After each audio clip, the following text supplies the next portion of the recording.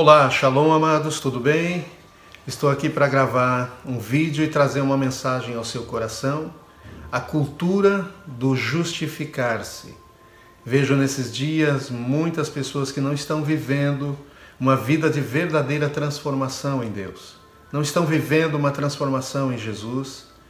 E muitas vezes até são pessoas que têm vivido mudanças por fora, que têm havido alguma transformação exterior nas suas vidas, mas o seu coração, a sua vida interior não tem sido verdadeiramente transformada por Jesus, pelo poder de Deus, pela palavra de Deus.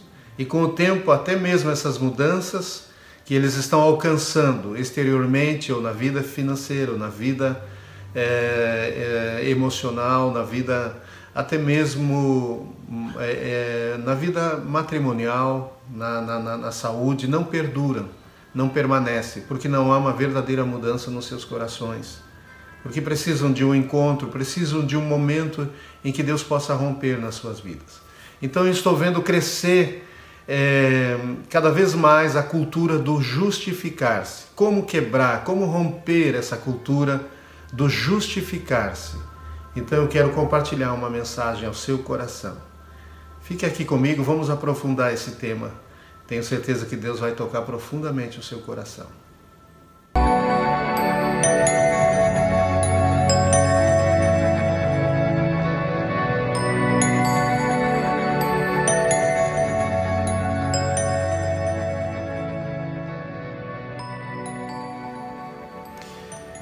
Não se justificar.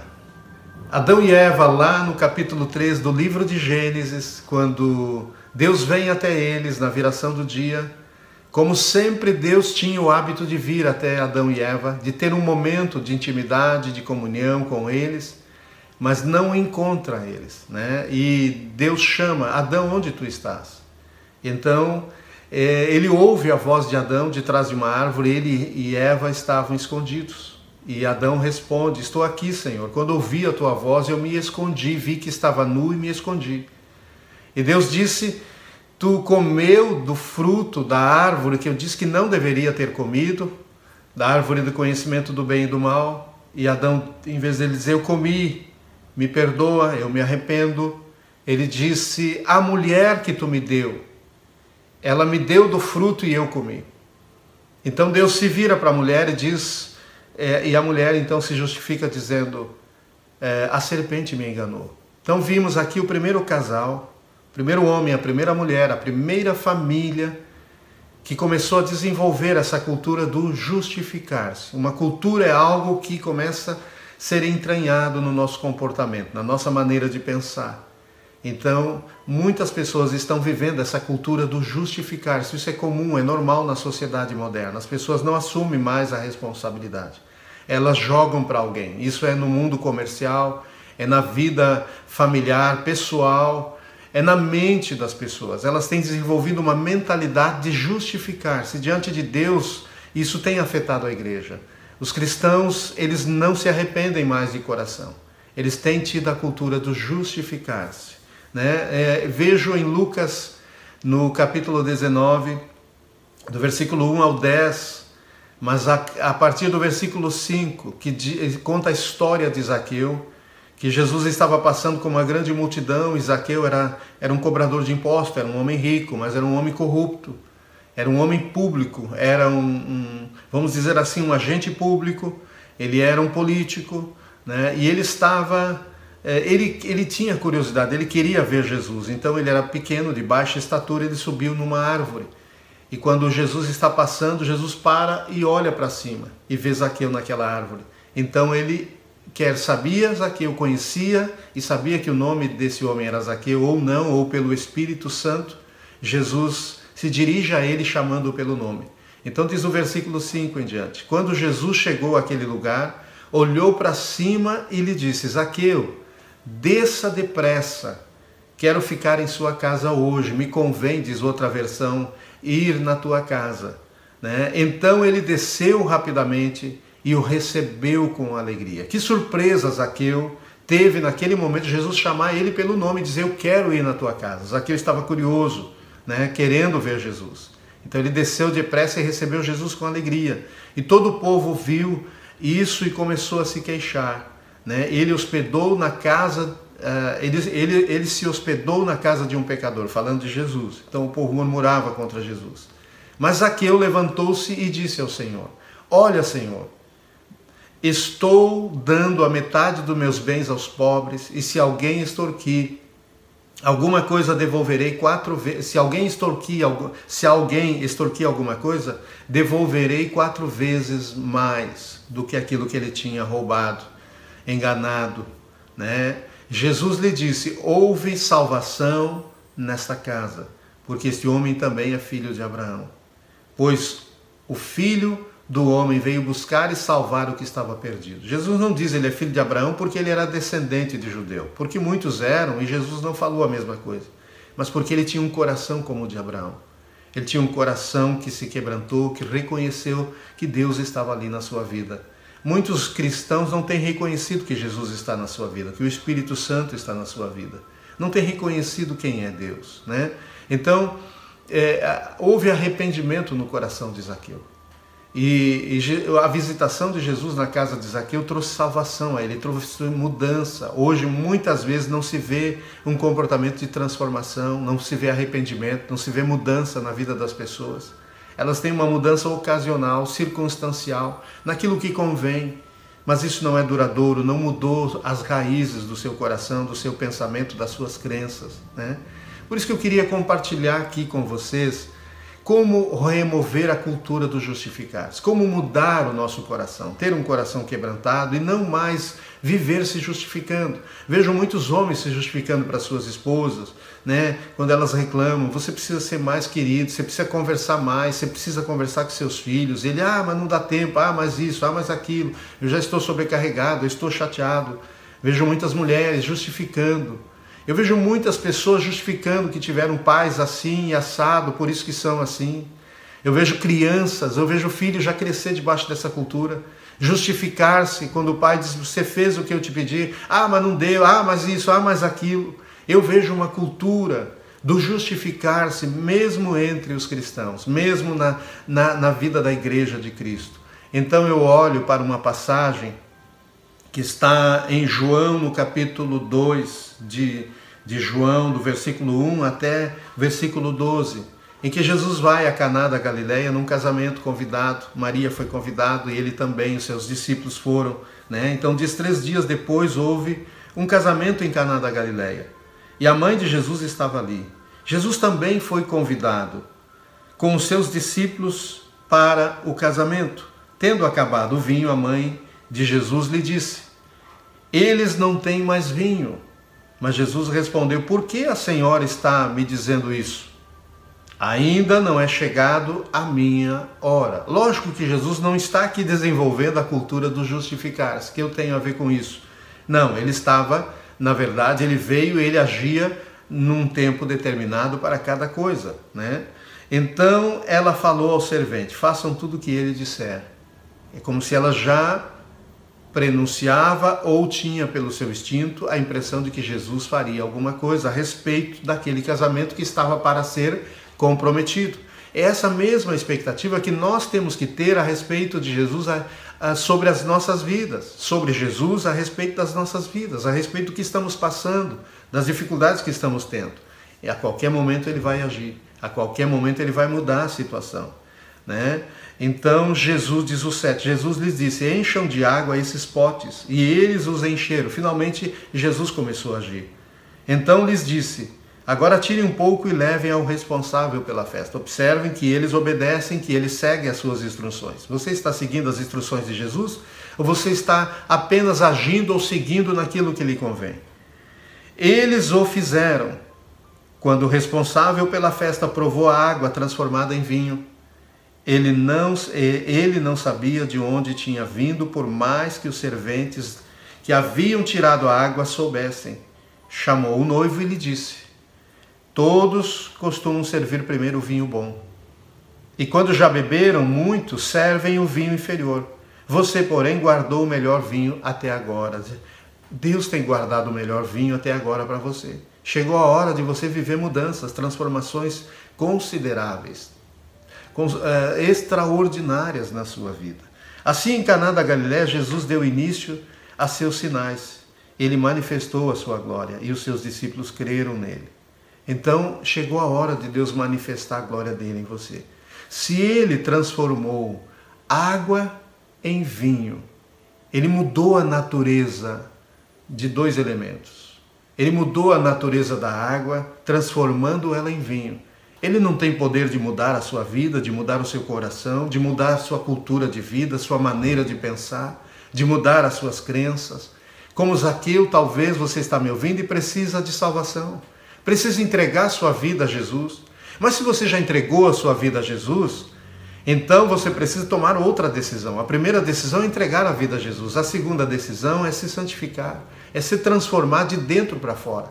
É ver áreas das nossas vidas que ainda não foram transformadas pelo poder de Deus e orarmos crendo e clamar a Deus que tem o poder de mudar todas as coisas.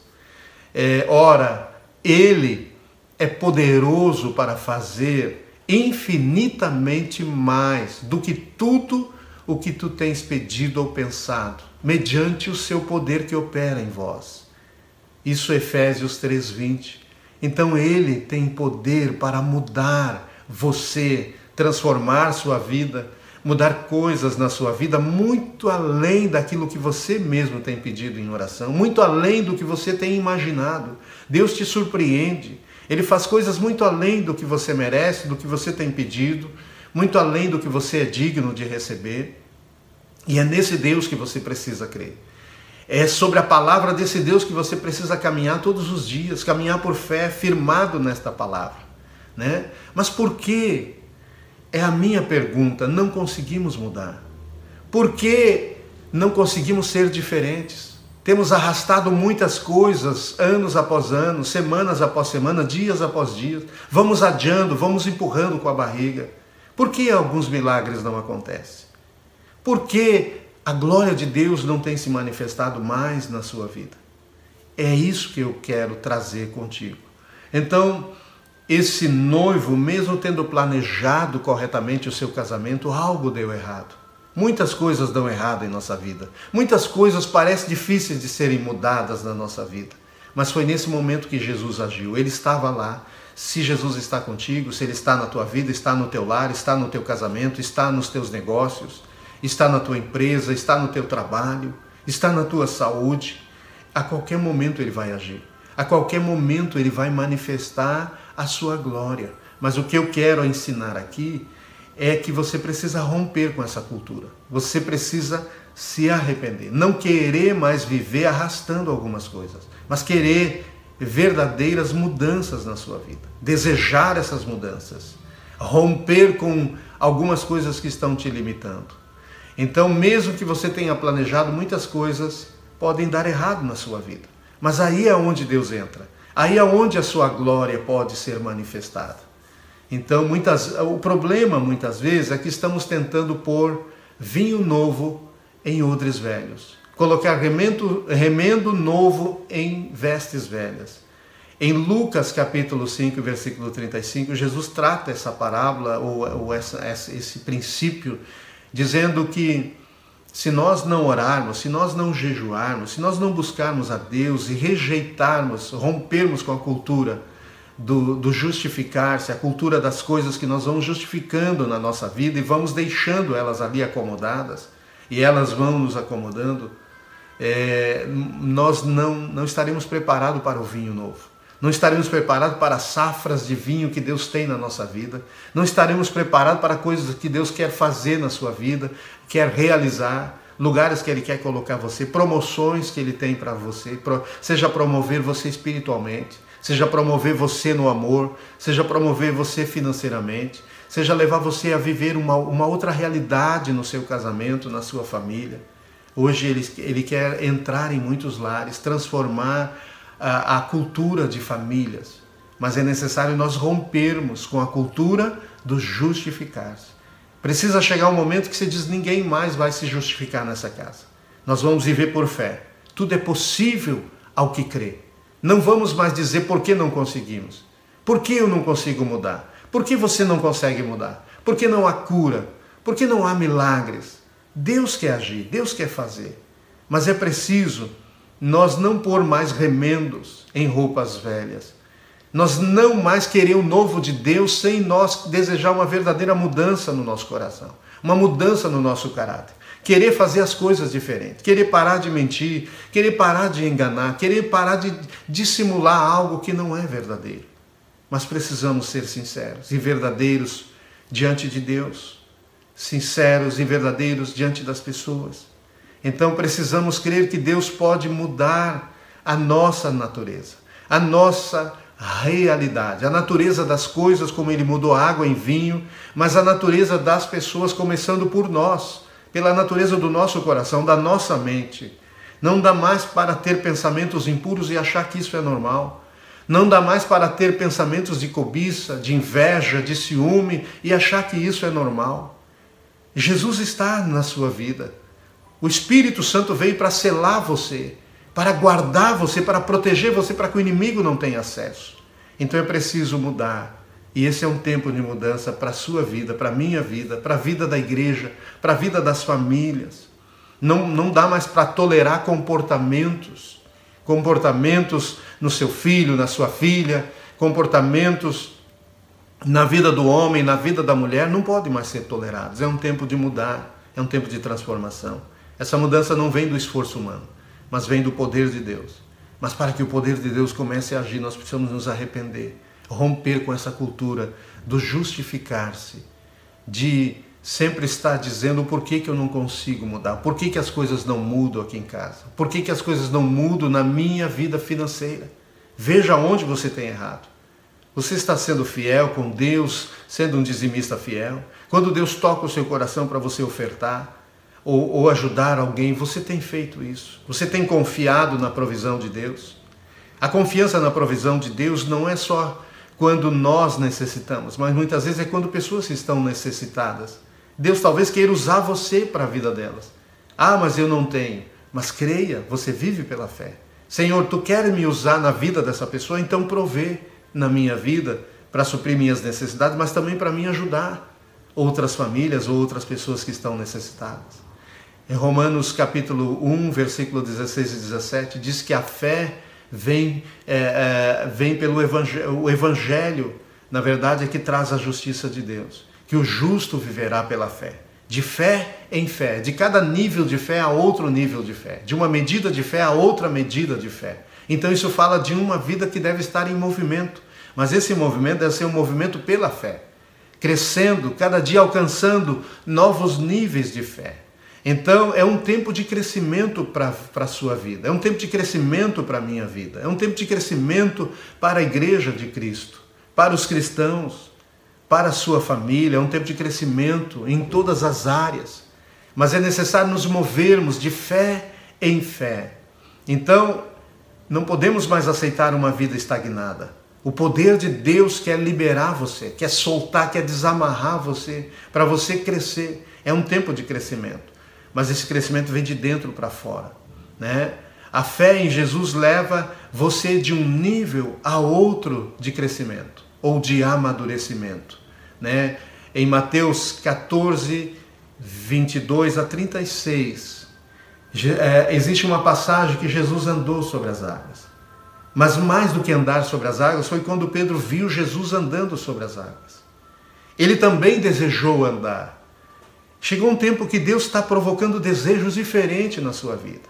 Desejo de você não viver mais conformado, não aceitar as coisas mais como normal. Viver por fé, crescer na fé, de fé em fé. E Pedro olhou para Jesus e disse: Mestre, se és tu. Os outros não estavam reconhecendo que era Jesus, mas Pedro reconhecia que era Jesus. Reconheça que Jesus está na sua vida, que é Jesus que tem trabalhado em você.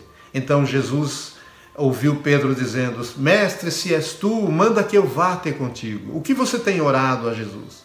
O que você tem orado a Deus em nome de Jesus? E então ele ouviu Jesus dizendo: então vem, Pedro. Jesus está te chamando a um crescimento, a um tempo de transformação, de santificação. E então Pedro saiu do barco e começou a andar sobre as águas. Isso é maravilhoso. O Espírito Santo não vai te levar a andar sobre as águas, mas ele vai te levar a andar no poder de Deus, na força de Deus, no entendimento das coisas de Deus. E é isso que Deus tem reservado para você. Caminhar num outro nível e romper com algumas coisas na sua vida. E isso é possível porque Pedro viveu isso. Pedro estava sendo treinado para coisas maiores. Você e eu estamos sendo treinados para coisas maiores. Mas precisamos romper com essa cultura que tem nos sufocado até aqui. De aceitar as coisas como normal e viver murmurando, se queixando e justificando porque as coisas não mudam, não dão certo na sua vida, não dão certo neste lar, nessa família, você diz. As coisas sempre são da mesma forma. Não, chegou um tempo das coisas mudar. Não dão certo nessa igreja. Começa por nós, começa por cada um de nós, nos levantando a um outro nível de fé, não aceitando mais as coisas como normal. Pedro não aceitou mais viver somente dentro do barco. Ele queria viver aventuras de fé diferente com Deus. Ele queria viver debaixo do poder de Deus. E ele experimentou isso.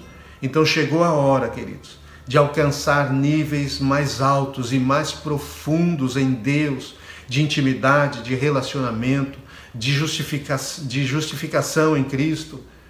Não se justifica mais a vida que você leva, porque Jesus está te chamando a viver algo diferente. E vai ser justificado pelo poder de Deus, pelo que Deus irá fazer na sua vida.